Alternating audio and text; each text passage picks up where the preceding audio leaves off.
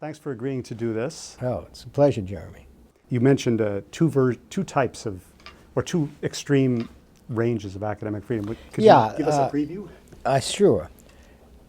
If you read the literature, sometimes the phrase academic freedom is invoked and the emphasis is on academic. And when the emphasis is on academic, the definition of what the scope of freedom is tied to an understanding of the academic task. But some definitions abandon the adjective academic and focus instead on the word freedom. And for those who take this direction, the freedom that is being exercised springs free of any academic constraints. And so that you have people who believe that their freedom in the classroom or when acting in a campus capacity is in no way limited by the institution or the general academic enterprise.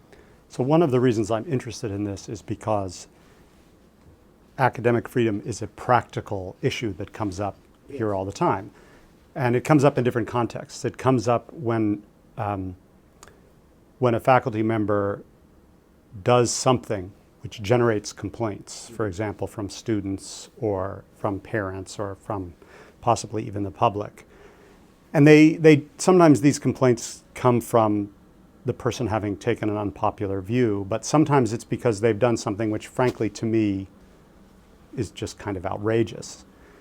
And the defense that's often mounted in these settings is that this behavior, whatever it is covered by academic freedom. Do you have any practical advice for how to navigate this? Well, academic freedom can be invoked in a general way as a rallying cry. One way to think about it from a dean's perspective is to identify, as any dean must, what the core essentials of the academic enterprise are.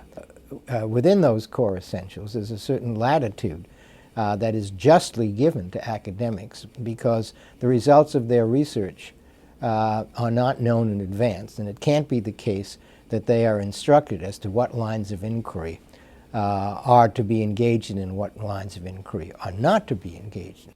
The problems occur when faculty members don't see that distinction at all. Many academics, or at least some academics, believe that that's a part of academic freedom, and any academic administrator who buys that argument should just pack his bags and go home. There's a very clear idea that the university should be a contributor to economic development in the state. We've hired a vice president for economic development. Occasionally, if you drive on certain billboards, you'll see a big sign that says UConn equals research equals jobs. Now, that's not a university motto. That's sort of an advocacy group made up of people in the state who support the university, but that's the equation that they've advanced. And we're being encouraged to reach out to industry and find partnerships and collaborative work on industry problems. How does that fit into the academic freedom discussion? Well, it depends on what reach out means. So this kind of question arises all the time. And the key, I believe, is to make sure that outreach and partnership doesn't mean control or dictating. I jotted this down. UConn means research means jobs.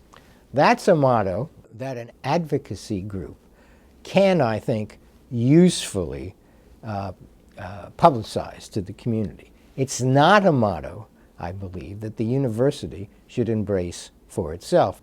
That is, I don't think that the university, either in the persons of its administration or in the activities of its faculty members, should come to work every day and say, okay, what's my job? My job is to promote the economic health of Connecticut.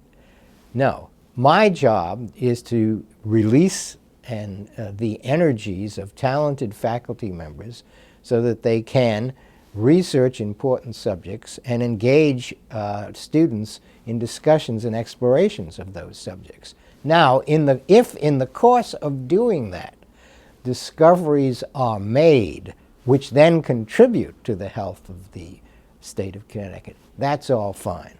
But I don't think that you can start out with that as your primary intention and still legitimately call yourself either an academic as a faculty member or as an academic institution.